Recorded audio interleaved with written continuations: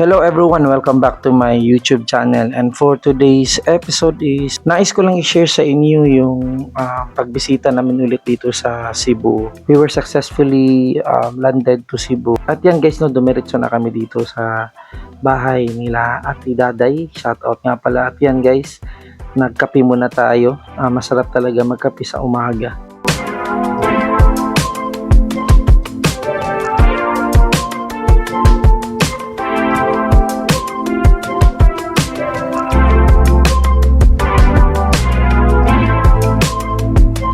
At this time ay binalikan namin yung simbahan dito sa Simala Church at na-experience namin ulit yung mga magagandang tanawin dito.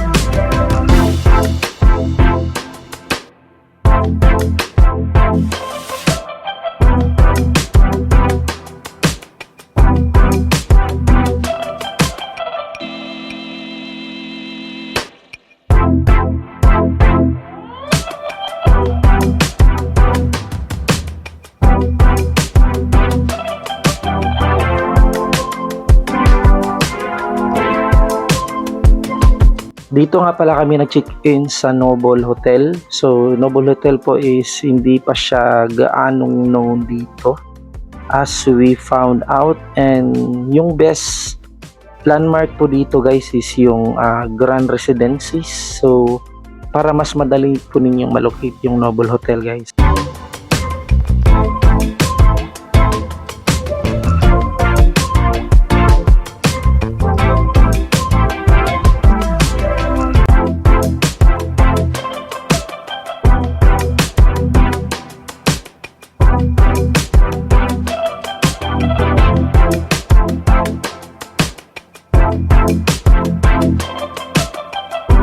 Meron silang pool, malaki yung pool dito at talagang magandang mag-swimming sa gabi. At yan guys, no, binisita namin ulit yung tanawin ng Cebu Safari at in-enjoy namin yung mga live animals dito.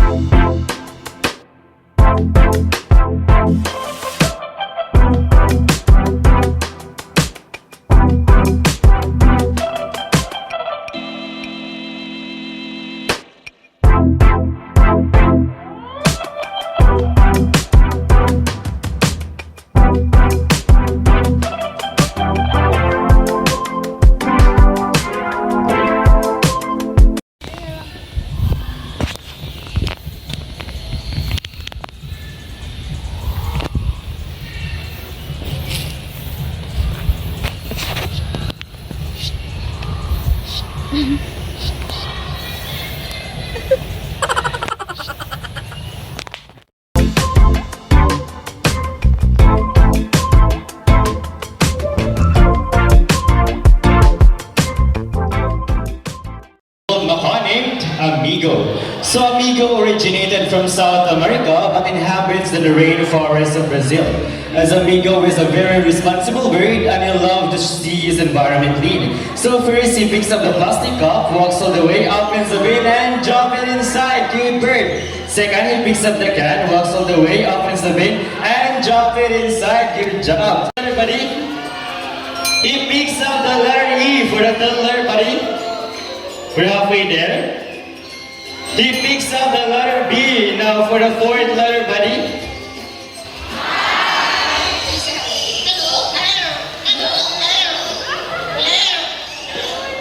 They can mimic a different sounds of animals, just like a rooster, a cat, and a dog, and also mimic a telephone ringing and a whistle. But it's so fun.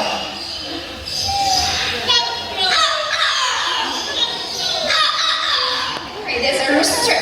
The next is a cat.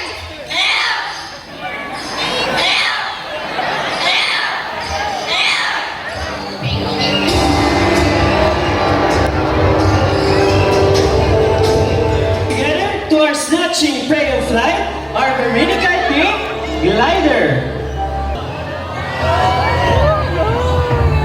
So this bird can be found in the skies of Australia, Sri Lanka, Nepal, and Pakistan. At yan guys, talagang nag-enjoy kami sa bird show. Nakakaaliw talaga yung mga trained birds at mga iba't ibang host dito guys. She's a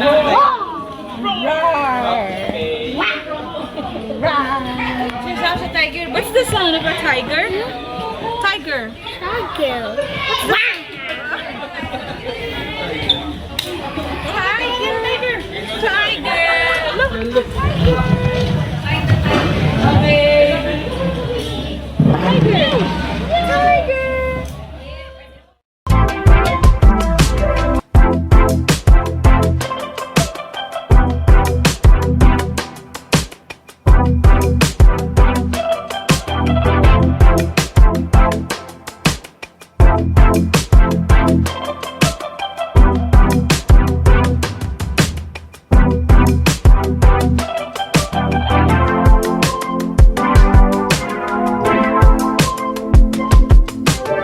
And after that, dumaan kami dito sa Tabuan para magbili ng dried fish o mga tuyo. Ito yung capital place ng mga tuyo dito sa Cebu guys.